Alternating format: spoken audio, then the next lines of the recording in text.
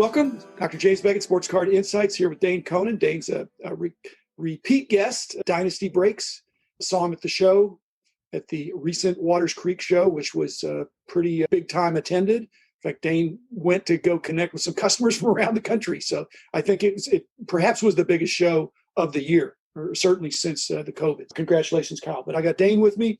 We're going to talk, we're going to do dueling questions. So I have no idea what we're going to talk about, but Dane's had since January to prepare because he was on in January of 2020, which is prehistory at this point. But thanks, sponsors, Topps Panini Upper Deck, Heritage Auctions, Huggins Scott Auctions, Mike Stadium Sports Card, Burbank Sports Cards, ComC.com, and Beckett Media, Beckett Grading, Beckett Authentication, and in a sense, Dynasty Breaks, a little bit of a sponsor of a show a few weeks ago and today. So delighted to have a conversation with Dane and find out what he's been up to in these dangerous times we're living in. So welcome, Dane Coenen. Dueling questions, the format. You can make an opening statement and you can do your first question for me. All right. Thanks for having me. I'm glad to be back. It seems so much has happened in the last few months since I've been on. It's a different world, and we're all ready for it to be over. Now, I've got a question for you to lead off, and I listen to your show regularly, so I've heard you talk about when you started out doing pricing surveys. Here's my question. I'll lead into it. It's a little bit of a dual-part question. When you started, I feel like from hearing you talk, one of your goals was to give collectors the knowledge to level the playing field with dealers so they would know, am I getting a good deal? Am I getting a bad deal?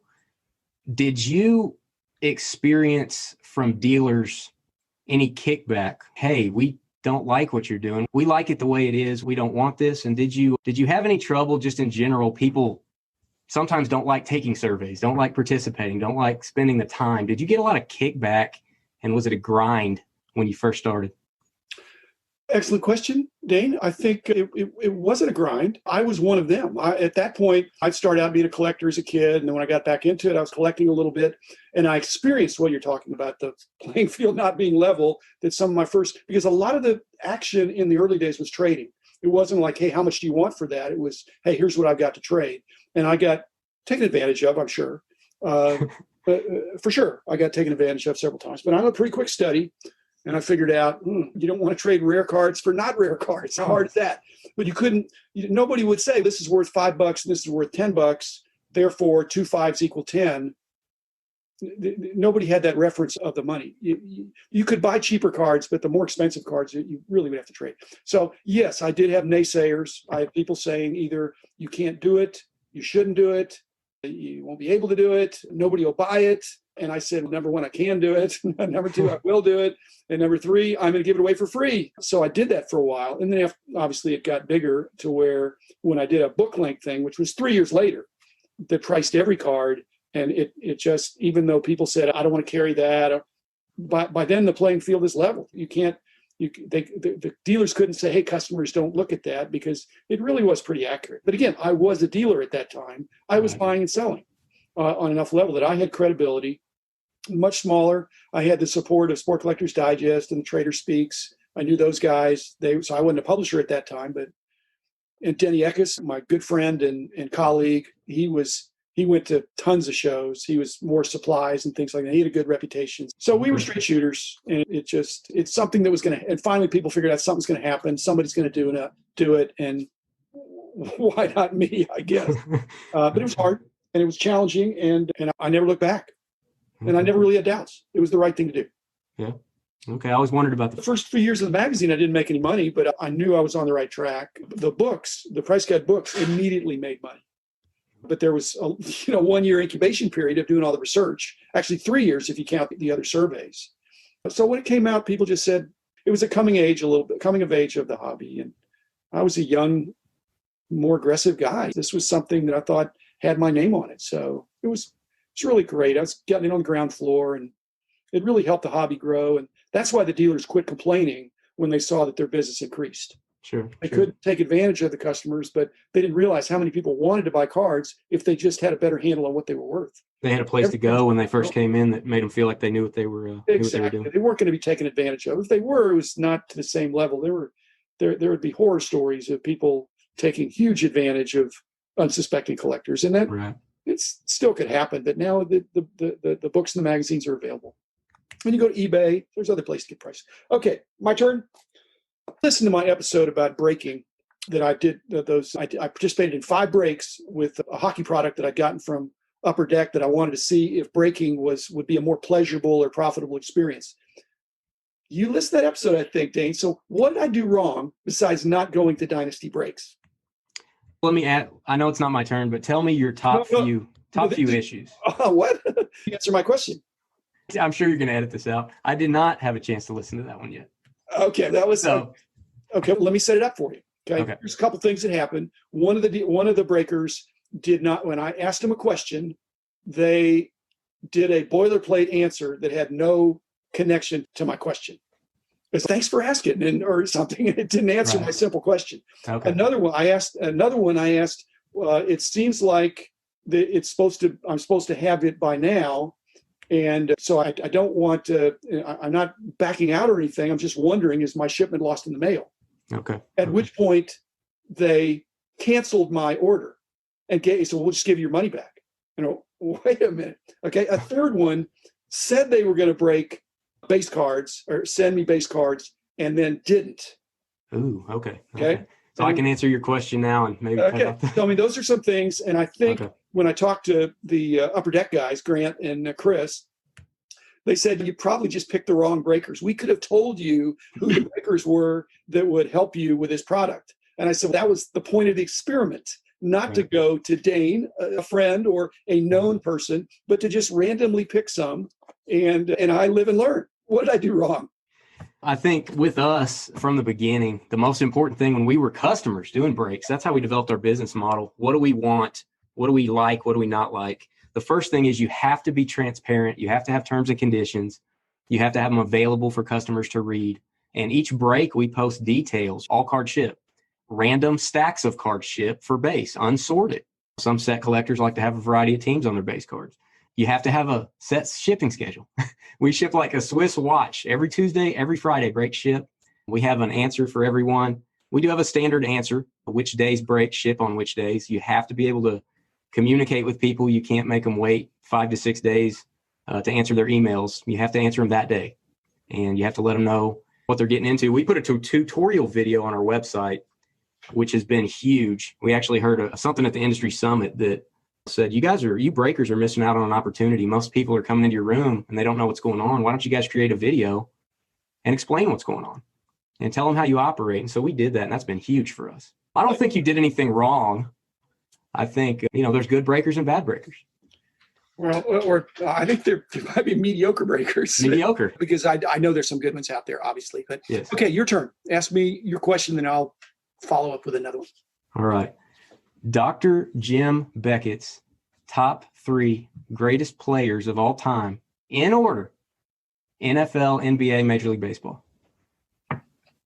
Well, I just did that episode with Adam Gray where I talked about the top 10 basketball cards, and I had LeBron and Michael Jordan.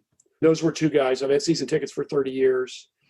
And those guys were the ones where there was real excitement to go to the Bulls games, not necessarily Wizards, and especially LeBron when he was younger. He was 3 giant strides and he was down the court and dunking. So those would be probably Michael over LeBron, just because I'm a little more of a vintage guy in that sense. And that episode described it more. Football, favorite card? Are you saying favorite card or player? No, top 3 best players from each sport of all time. I'm a Cowboy fan.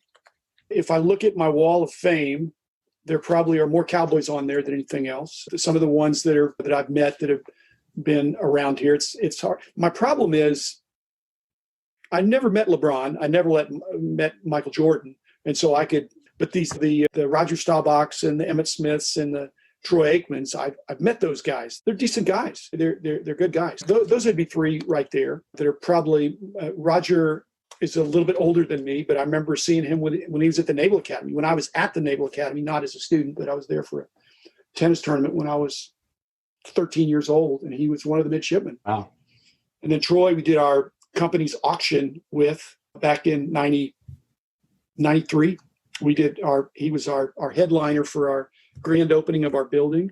And Emmett, my wife and I sat with Emmett at a charity function last year, and he's just a pretty down-to-earth, very multi-talented guy. So that'd be 3. Okay, baseball. Roberto. All 3? Pente, probably. I have a lot of Babe Ruth stuff. I think and I have a lot of Mickey Mantle.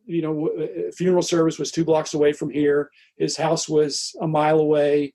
His golf club is where I'm a member too. So Mantle would be in there. Gehrig as a model of consistency, especially with having a disease named after him that I've had several friends now that have had that, which is just, so that's probably good. And again, they're all of them very collectible. So I guess Dana breaks out. Baseball is kind of the oldest, and then football and then basketball are the newer guys, in keeping with the fact that basketball is really the only one that I've kept my season tickets for. Okay, my turn. Let's see. Okay, one thing I think I did wrong that in the breaking is I chose the product and then tried to find a breaker. And I think the other way around is better. So could you speak to that? Because I don't think you don't break every product. We don't break much hockey just because you do have to have a brick and mortar store to buy at wholesale from Upper Deck. Yeah. And we may do that someday. We haven't done that to this point, but I always advise people that come in our chat room and ask questions about us. I always say, don't buy in until you've watched at least 5 to 10 of our videos, and pick a sport you like, go to our YouTube page, search for whatever product you want to watch us break, and you can find it. And just watch us. We're not for everybody. And there's a lot of breakers that are not for me that people swear by. And I always tell people, just get a good taste of what we're doing before you come in, because when we don't do, that's when we have unhappy customers, or they don't know what they're actually buying. Some people think they're buying an entire case of National Treasures, when in fact they're buying a spot in a case of National Treasures. We always want people to educate first and see what we're doing. Well, my point was, if you pick the product first and then try to find a breaker, then you're comparing. And I think my question to you is, it's maybe apples and oranges, because different breakers do it different ways, maybe have different by player, by team, random, by a couple of teams together, things like that. So it makes it hard to compare. And so I guess it just makes you want to think, I like the way Dane does it. I'm going to choose from the breaks that you have coming. Yeah, if you want a certain team, you definitely need to look for a pick your team. Breaker that does, some breakers only do pick your team. Some breakers only do random teams. We're heavy random teams. And some breakers just do personal boxes. You know, guaranteed number of hits, doing a box for Jim. And so, yeah, I think you look at the product and then you look at, what do I want out of the product? But I always say, watch the breaker first, because you might not like you might love and that might alter your decision on who to go with. Why would they not what they see from you? Is that you guys are having too much fun? Maybe so. Maybe some people have told us you guys are a little too chatty. We like to chat with our customers, talk about cards of the past, talk about how this product compares to other things. We like to do product reviews while we're breaking. We'll take about an hour. And some breakers take 20, 30 minutes to do the same product. And there's no wrong way to do it. We do about 4 or 5 breaks a night. Some breakers do 20 a night. So when I did my 5 breakers, that turned out not to be fabulous. When I watched the breaks, I watched them at double speed. So I could just really quickly figure out when my team came up. Oh, wait a minute. Hey, that was one of my guys. And that's when I found out that there was a base card that it wasn't a big hit or anything, but it was still at a more expensive product. Base cards, is 1 pack per box, something like that. Gee. Base cards have value now, especially with the Prism